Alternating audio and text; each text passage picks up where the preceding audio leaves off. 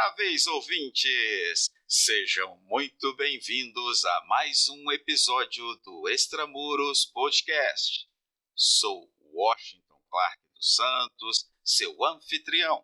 A FTIP, sigla de Força Tarefa de Intervenção Penitenciária, foi criada em janeiro de 2017 pela portaria do Ministério da Justiça e Segurança Pública de número 93 e, atualmente, conforme a portaria número 65, de 25 de janeiro de 2019, a Secretaria Nacional de Políticas Penais coordena exclusivamente a Força Tarefa, na forma dos acordos ou convênios de cooperação federativa do Ministério da Justiça e Segurança Pública, celebrados com os estados e com o Distrito Federal, nos termos da Lei 11.473, de 10 de maio de 2007, lastreada em uma política pública voltada para a retomada de controle de unidades prisionais rebeladas. As forças-tarefas de intervenção penitenciária são compostas por profissionais mobilizados dos sistemas penitenciários estaduais e do Distrito Federal, liderados por agentes federais de execução penal, estes com experiência e capacitação em atividades de intervenção penitenciária. Ainda como objetivos, a FTIP busca a preservação da ordem pública, a incolumidade das pessoas e do patrimônio, atuação conjunta, coordenada, sistêmica e integrada dos órgãos de segurança pública e a defesa social da União, dos Estados, do Distrito Federal e dos municípios. Importante salientar que no fluxo processual de autorização e emprego da Força-Tarefa, a partir que se apresenta a crise na unidade federativa, o Ministério da Justiça e Segurança Pública é provocado. Este demanda à Secretaria Nacional de Políticas Penais, que atribui à Diretoria do Sistema Penitenciário Federal a convocação das unidades federativas a cooperarem para que seja feita a mobilização da equipe de intervenção. A intervenção se dá na crise, não no Estado, razão pela qual já houve a tentativa da mudança da nomenclatura Força-Tarefa de Intervenção Penitenciária para Força de Cooperação Penitenciária. Tal observação é necessária, tendo em vista que, em que pese a criação regimental da Força-Tarefa de Intervenção Penitenciária no ano de 2017, há registros de cooperação do então Departamento Penitenciário Nacional com algumas unidades federativas desde o ano de 2006. Por exemplo, entre 2006 e 2007, intervenção no Presídio Estadual de Segurança Máxima em Campo Grande, que durou cerca de 100 dias. Nos anos de 2011 e 2015, centros de detenção provisória São Raimundo Nonato, no Piauí, e Altos, também no mesmo estado. Nos anos de 2014, Unidade Prisional de Segurança Máxima em São Luís, no Maranhão, e também nesse mesmo ano, Centro de Detenção Provisório do Complexo Itaitinga, do Ceará. A pretensão deste episódio, no qual trago áudio inicial do agente federal de execução penal César Belmontes, um dos pioneiros da FTIP, é abrir espaço no qual apresenta-se a FTIP comprovadamente como um mecanismo de geração e oferta de direitos humanos à população carcerária, pois, em ambientes rebelados, como perceberão nas narrativas, grande percentual dos indivíduos privados de liberdade se tornam escravizados pela ausência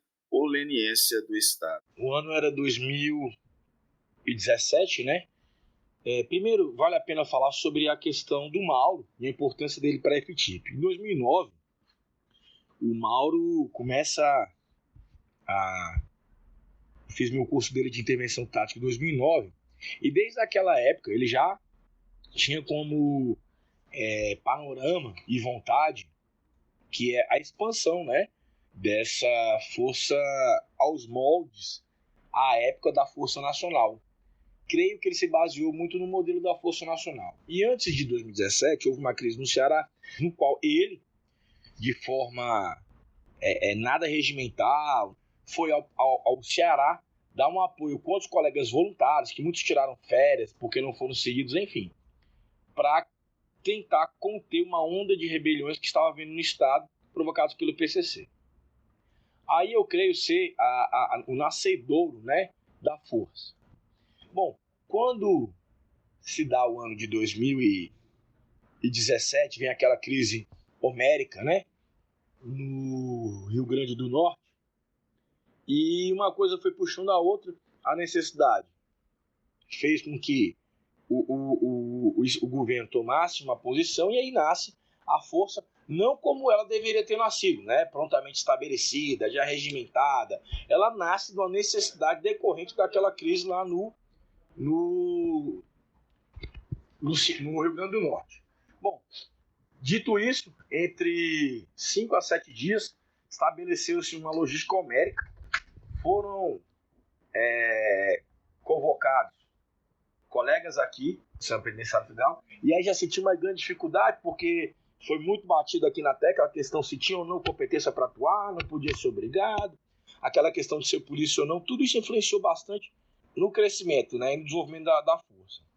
Mas nesses 7 dias foi feita uma logística, entramos em contato com Força Aérea, separamos material, homens do DF, do Ceará, do próprio Rio Grande do Norte, Santa Catarina, outros estados se voluntariaram, né, capitaneados também pelo carisma do Mauro e pela vontade, homens da intervenção tática, né, formados para esse momento. Já tinha esse momento na cabeça que um dia ele poderia chegar, e aí foram para a missão. Chegando lá, eu confesso para o senhor que eu me deparei com um cenário absurdo. Era algo assim, fora do normal. Entre as coisas que nos chamou a atenção foram a apreensão no primeiro dia de mais de 150 armas brancas, mais de 8 armas de fogo, uma infinidade de munições, fora armas de fogo artesanal. Fomos recebidos a tiro lá, né? Tentativas de fuga, amotinamento, já estava rebelado. A vantagem é que a nossa surpresa tática, assim como a doutrina de operações táticas diz, né, nosso método do ciclo Oda, foi sobressalente, né, e também nós estávamos com uma quantidade aí mais ou menos de 100 homens em relação ao cenário que se encontrava lá. Isso deu uma grande vantagem tática, sem contar da própria superioridade relativa que é inerente dos homens das forças de operações especiais, né? E aí deu-se uma guerra muito intensa, mas felizmente em coisa de 40 minutos estava-se controlado o cenário, o que não indica que estava dominado, né, de uma maneira mais macro. E aí começa a se estabelecer durante infindáveis 5, 7 dias um teste por parte da massa carcerária lá de Alcaçuz, né, para ver se a gente estava ali fazendo, porque eles estavam acostumados com as operações de choque, entrar lá e sair, e para ver se a gente ia fazer a mesma coisa. Então, a partir de um determinado dia que as coisas começaram a ficar muito complicadas para eles, porque já eles estavam em muitos numa cela, porque eles tinham quebrado praticamente toda a unidade. E aí eu quero fazer um parênteses para que as mazelas que nós encontramos lá. Nós encontramos presos sendo escravizados por outro preso, familiares de presos sendo prostituídos para pagar contas, vendas das próprias marmitas e remédios lá dentro por parte das facções criminosas, uma intensa guerra entre primeiro comando da capital, o sindicato do crime, né? Então esse foi o cenário mais caótico que a gente enfrenta lá. E aí a força começa a estabelecer procedimentos. Esses procedimentos vêm em junção com uma nova visão. O Estado também meio que é obrigado, né? Precisa apoiar a força, e a gente teve uma certa dificuldade, porque nem o Estado, nem o DP sabia do que era a força propriamente dita, o que literalmente aquilo poderia trazer. Entretanto, as melhorias para o cenário da segurança pública foram cada vez maiores, né? Cada vez mais contundentes essas melhorias. E a força foi se consolidando. Essa foi a primeira parte. Aí entra a empresa e começa a ter trabalhos de atraso, não entrega a obra a tempo, não manda número por conta de pagamento, enfim, uma dificuldade muito grande nesse sentido, né, de poder ampliar e acelerar o processo, e isso faz com que a gente domine primeiramente a parte do PCC, mas nós fiquemos aí mais ou menos uns 40 dias para poder tomar o lado do sindicato do crime, que ficava em outro presídio, era um complexo, esse era o presídio. Aí depois nós vamos lá, retomamos, já tínhamos a experiência, isso nos ajudou bastante, não foi a parte mais difícil, entretanto a gente encara aí a questão de buscar o sindicato do crime no outro complexo unitário e colocar tanto o sindicato do crime quanto o PCC numa única unidade. Então o nível de segurança e de tensão foi lá em cima. Mas felizmente também foi um sucesso, controlamos, teve muitos erros e acertos, e Alcaçuz e um dos grandes também pontos de sucesso de Alcaçuz foi o fato do Mauro ter assumido a Secretaria do Rio Grande do Norte. Ele manteve a ideologia e os procedimentos que foram implementados lá. Isso deu uma grande vantagem para que tudo que tinha sido feito permanecesse. O trabalho continuou e esse modelo gera outras chamadas para Roraima. E a gente vai lá em Roraima, no caso eu, né, eu participei dos dois momentos, participei tanto da retomada das duas unidades em Alcaçuz, e por lá permaneci por quase 5, 6 meses, como chefe de segurança algumas horas, substituto de direção, enfim. E depois eu vou para Roraima. E em Roraima a gente chega num cenário que chega a ser assustador, que era a PANC, né, o Presídio Agrícola de Monte Cristo, onde quase metade dos presos não estavam dentro de uma cela, ficavam ao relento sem nenhum tipo de assistência. Banheiros não existia, chegada do Estado também não existia. E aí o DPEM assume toda a parte desse teatro de operações com seus policiais sendo chefes dessa próxima operação, vide a experiência que tinham tido em Alcaçuz. E por a experiência, nós em 20 minutos retomamos uma unidade dentro de um complexo. No outro dia retomamos outra unidade de uma cadeia que estava toda destruída, com corpos e armas enterrados por todo o longo, né? Uma vez que a unidade tinha um espaço físico bastante grande, penitenciária agrícola, o PCC dominando toda aquela unidade, e os procedimentos que foram implantados em Alcaçuz foram devidamente implantados lá em Roraima, e ambos os sistemas são hoje um grande exemplo. A força se mostra extremamente importante, é utilizada, e a força ela tem duas missões. A primeira é retomar as unidades rebeladas e implementar o mínimo de procedimentos e diretrizes, e segundo, fazer com que essas diretrizes sejam implementadas no cerne do sistema penitenciário daquele estado, além de subsidiar treinamento, não só na parte operacional, mas também na parte de assistências, que hoje acontece isso, a força vai, retoma, dá segurança para que as assistências cheguem, e aí eu digo que a força é, sem dúvida, um dos maiores objetos de direitos humanos que o Brasil tem hoje, né? Um dos maiores, porque é pela força que alguns órgãos, como Defensoria Pública, assistências médicas, órgãos de controle da execução penal, podem acessar unidades que antigamente eram proibidas. A PANC, por exemplo, ninguém entrava. Colocava ali uma comida na porta, parecia que tinha animais dentro, não abria, puxava, e aí nenhum agente entrava por lá há anos. Depois disso veio parar, uma outra crise absurda, e durante 60 dias de atuação da própria força, os números melhoram de 60% a 70% na redução da taxa de homicídios na Grande Belém, depois em Manaus, e por aí as ações da força.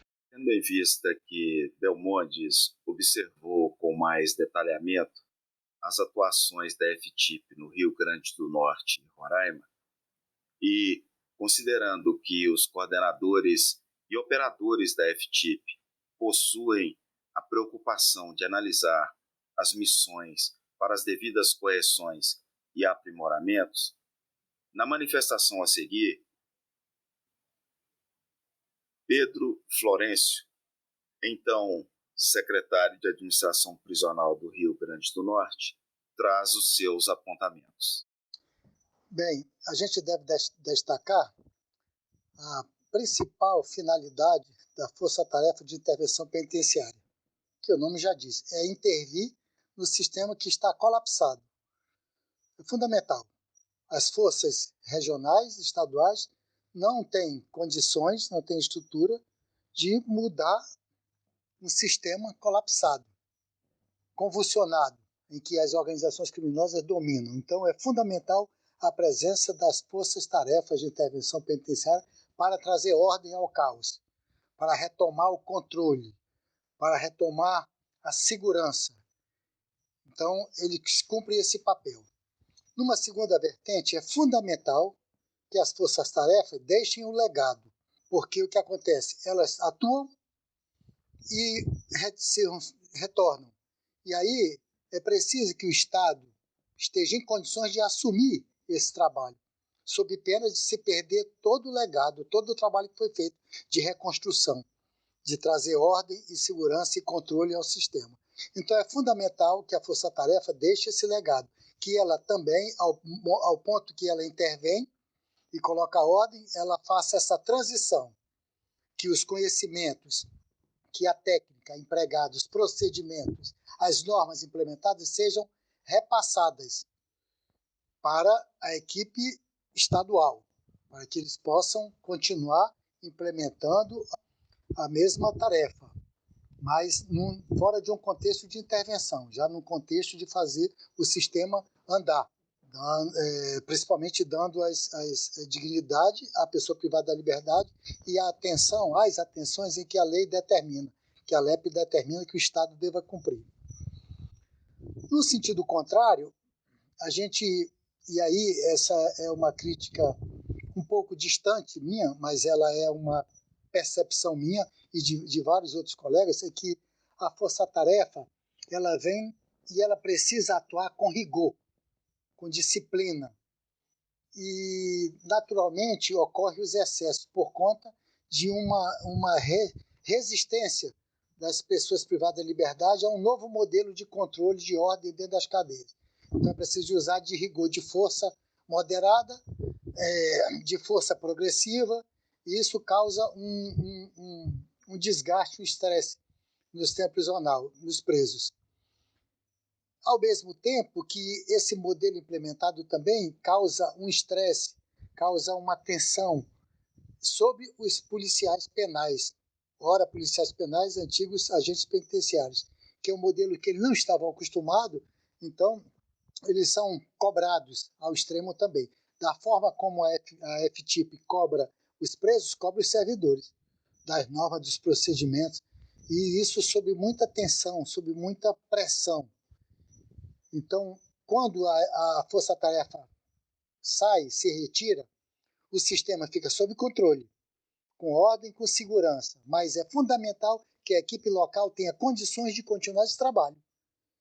Só que o que acontece? O sistema fica no limite da tensão, do estresse, para convulsionar novamente. E os policiais locais, antigos agentes penitenciários, não têm ainda a doutrina suficiente, o treinamento, a capacidade de tocarem o sistema sozinhos, de fazer andar. Então, eles continuam o sistema como se tivesse sob intervenção, quando a intervenção é por um período curto de tempo, é só para trazer ordem ao caos. E isso não é passado, não é ensinado, não existe essa transição. E a gente encontra o sistema extremamente tensionado e os servidores extremamente cobrados. Então, eu tenho essa avaliação, muitos servidores, inclusive doentes emocionalmente, porque o nível de tensão, o nível de cobrança é muito grande. O nível de exigência da FTIP é muito grande para que o sistema volte ao controle do Estado. Então, a gente tem esse paradigma a ser quebrado, que é intervir e fazer uma transição o mais rápido possível. A intervenção não pode durar muito tempo, porque ela também corre o risco de convulsionar, de tensionar sobre um outro aspecto, né? E aí precisa ser feita essa transição, as forças locais precisam ter essa capacidade de gerirem sozinhos. E tem uma outra dificuldade ainda, quando a força-tarefa atua misto, onde o sistema ele não é totalmente dominado pelo Estado, onde tem participação da terceirização. Então, ainda tem essa dificuldade de gerir essa situação, porque a força-tarefa atua sob um modelo, e as pessoas que trabalham têm que estar absolutamente alinhadas ao modelo da força-tarefa, senão você não consegue desenvolver todas as atividades inerentes a retornar a segurança e o controle sobre o sistema prisional. Eu teria essas colocações para fazer. Primeiro, enaltecer a necessidade, o único modelo existente hoje no Brasil para trazer de volta à ordem o controle sobre o caos de um sistema colapsado. Somente a Força-Tarefa de Intervenção tem essa capacidade hoje. Segundo, tem que ser feita uma transição para que as forças locais possam assumir, dar continuidade, não mais intervenção, a manter a segurança e fazer principalmente as ações que a lei determina que a pessoa privada de liberdade receba. E terceiro, de deixar realmente um legado de construção, porque se não houver um cuidado, o legado fica também de destruição emocional, e deixa um sistema sob controle, mas extremamente tensionado, e para deixar na mão das forças locais, sem ela ter a capacidade de gerir uma situação que ela nunca enfrentou. Então as forças locais precisam ser treinadas a isso, né? Treinadas, ensinadas literalmente. Essa transição é fundamental. A principal necessidade da intervenção é fazer a transição para que o sistema volte à normalidade, saia do período de intervenção e volte à normalidade. Na mesma vertente, Sargento Roney, ícone da inteligência penitenciária de Roraima, traz a sua manifestação acerca do período em que a FTIP permaneceu naquele estado. A atuação da FTIP em Roraima foi muito positiva, inicialmente com a retomada do controle da unidade prisional, né? A unidade e os presos ficavam todos soltos.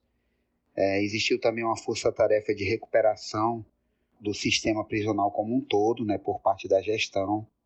Posteriormente, a FTIP adotou um procedimento de repassar o conhecimento aos servidores aqui do Estado, realizando diversos cursos, qualificando o pessoal para que pudesse fazer essa transição ao final do término da força-tarefa aqui em Roraima. Um ponto negativo foi a atuação da inteligência, né? Realmente foi algo de se considerar desastroso. Deixou a atividade de inteligência já constituída do Estado mais escura por um período de 3 anos, tendo em vista que não houve repasse de nenhum conhecimento e nem as anotações que eram encontradas do crime organizado dentro da unidade prisional foram levadas por esses profissionais que atuavam na atividade de inteligência. No tocante à crítica do Sargento Roney quanto à atuação da inteligência penitenciária, acreditamos que com a criação da Diretoria de Inteligência Penitenciária em 2019, o distanciamento tenha sido mitigado, pois, desde então, no próprio planejamento da missão, ocorre a presença de um integrante desta diretoria, facilitando a interlocução e o compartilhamento de conhecimentos. No trecho final deste conteúdo, trago a manifestação do delegado de Polícia Civil, McDowell Fortes, que, entre 2019 e 2020, ocupou a chefia da Inteligência Penitenciária da Secretaria de Administração Prisional do Pará e foi fundamental parceiro na atuação da FTIP naquele estado. Eu vejo que a intervenção penitenciária ela provou, pelo menos aqui pra gente, né, do Pará, ela provou que onde o Estado se faz ausente, bicho, eles reinam mesmo, né? Mas se o Estado se faz presente, tá aí, ó. Acabou, cara. Acabou com a zona de conforto dos caras, que era, pô, a zona de conforto perfeita. Nem eles sabiam que tinha uma zona de conforto tão boa. Eles descobriram que ela existia quando perderam. Que é exatamente essa proteção que o Estado dava dentro da cadeia pro cara. Porque era uma cadeia sem controle mesmo, o Estado só jogava lá dentro, né, tipo assim, joga lá dentro e tu se salva aí, se cria, né? Se vira. E os caras se viraram, né, bicho? Na ausência do Estado e criaram um verdadeiro quartel-general nas cadeias, né? E sob a segurança externa do Estado. Então, porra, perfeito, mais que perfeito, né? Pra poder gerir as atividades ilícitas deles. E isso aqui acabou. Eu lembro do episódio quando a FTP chegou, que entrou no CRPP3 para fazer aquela análise, né, olhando tal, para entender a dinâmica da casa penal. E aí tinham dois caras já que tinham passado pela FTP no Ceará, né? O Edgar Correa Moura, que é o Edgar Macaco, que é um dos caras permanentes, né, no topo do Comando Vermelho, conselheiro final dos finais. E o parceiro dele, que também é um dos caras permanentes lá, também conselheiro final dos finais, que é o Tiago Teixeira Salles, o gato mestre. E esses caras, eles falaram para os outros lá, né? Eles passaram mensagem, eles dizendo assim, ó, vamos começar a eleger as lideranças na rua, porque a partir do momento que começar essa intervenção com essa FTIP, acabou.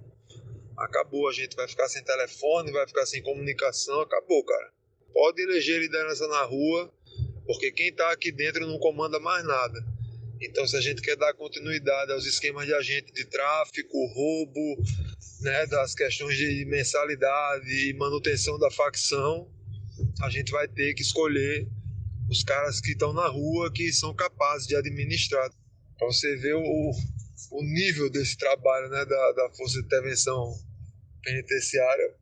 Porra, o cara que já passou, o cara entendeu assim, acabou, cara. E foi dito e feito, né?